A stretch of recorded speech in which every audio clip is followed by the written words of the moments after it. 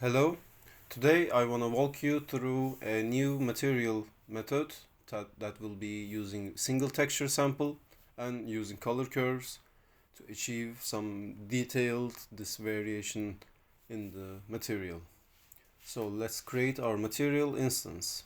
We will name this, open it up, and you will see in the layer parameters tab I want to have a stone floor.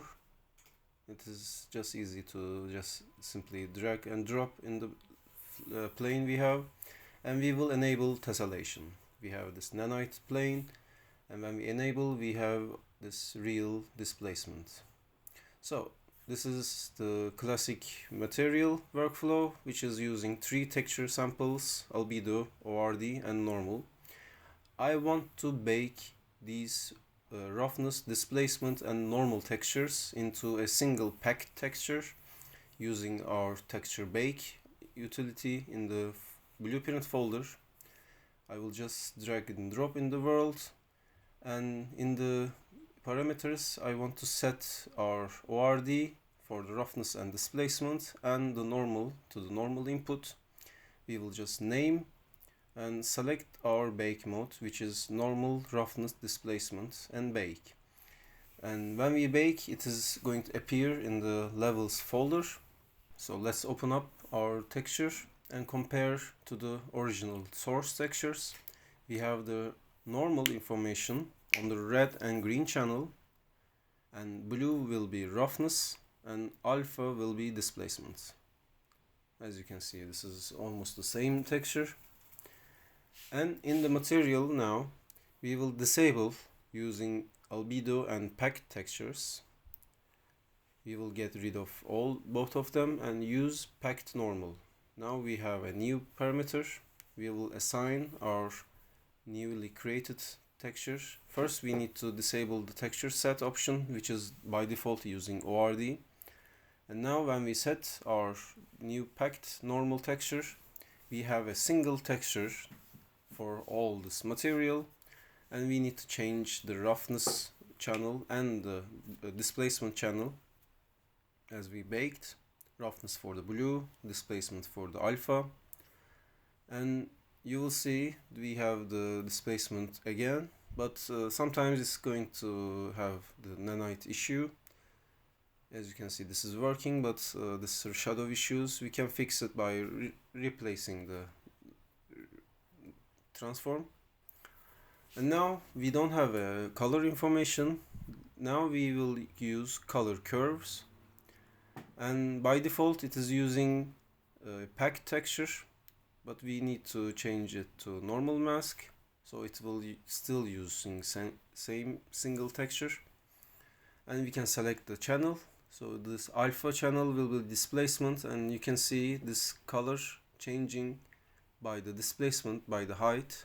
But in this case it's not efficient. It's better to use roughness with the blue channel, because the stones and the ground have different roughness amounts, which can easily help us to separate these two areas.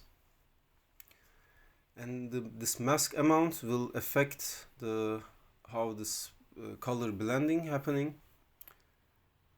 These stone tiles have lower roughness, so we can separate these two, and we can change any color curve. We can create a new ones, you'll see.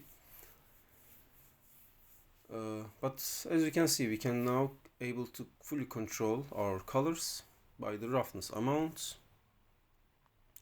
This is still quite detailed, and we can also work with the roughness to have a visual richness. We can increase the contrast now, and you will see the stone tiles have lower roughness, will be more shiny, and the ground will be more rough, less reflective, and it's creating this beautiful variation in the response. So yeah, this is almost like a full PBR workflow. You still have control over the displacement and all the other things.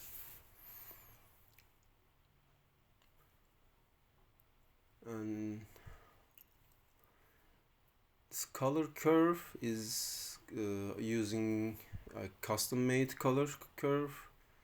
Let's open it up and see how the colors are affecting.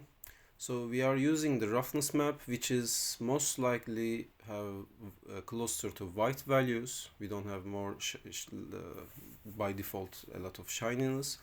So we need to work on the right side of the color curve, which is closer to 1. And we increase the contrast to make this value change more specific. And you can just play with the colors, their position, their value, their brightness, and all will be affected by this roughness map. So you can have further controls after you set your curve.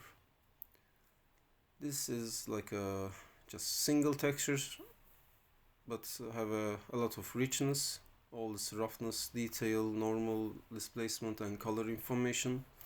So this is a very optimized and pretty neat workflow. You can use it on your projects. Hope you find it useful.